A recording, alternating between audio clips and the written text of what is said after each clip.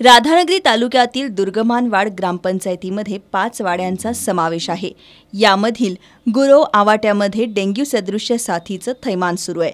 यामध्ये एका रुग्णाचा मृत्यू झाल्यानं गावात भीतीचं वातावरण निर्माण झालंय।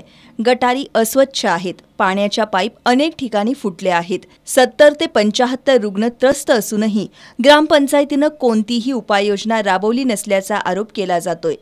आम्हाला मोठ्या पद्धतीने काय जी योजना आहे त्या फवारणी आहे त्या प्रशासनाच्या माध्यमातून काय राबवल्या गेलेल्या अजून पद्धती दिसून येत नाहीत। सरपंच किंवा ग्रामसेवक बीडीओ ग्रामसेवक यांनी कुठल्या पद्धतीची योजना चांगल्या पद्धतीची अजून तरी राबवायला नाही। गावामध्ये मोठ्या प्रमाणावर डेंग्यूची साथ पसरलेली आहे। प्रत्येकाच्या घरोघरी 2 ते 3 पेशंट यायला लागलेले, त्यामध्ये पांढरे पिशी आणि तांबडे पिशी अशा 2 पद्धतीच्या पिशी प्रत्येकाच्या घरात ताप येऊन त्या पिशी कमी पडल्याचं बघायला मिळालेलं आहे। आमचे मामा श्री कृष्णात सदाशिव गुरव हे डेंग्यूच्या आजाराने आज मृत्युमुखी पडलेले आहेत। तरी प्रशासकानं बीडीओ साहेबांनी तहसीलदार मॅडमनी यामध्ये लक्ष घालून लवकरात लवकर आमचं गुरव वाटा या शासनाने याच्यावर प्रतिबंधक उपाय राबवावा ही आमची नम्र विनंती आहे। लवकरात लवकर प्रशासकानं जागृत दाखवून त्या ठिकाणी गावामध्ये जी काही रोगराई पसरलेली आहे ती थांबवण्याचा आटोकाट प्रयत्न करावा एवढी आमची कळकळीने या विनंती लोकांच्या। गावातील डेंग्यू सदृश्य साथ रोखण्यासाठी आरोग्य पथक तैनात करावं, त्याचबरोबर स्वच्छता मोहीम राबवण्याची मागणी रवींद्र गुरव,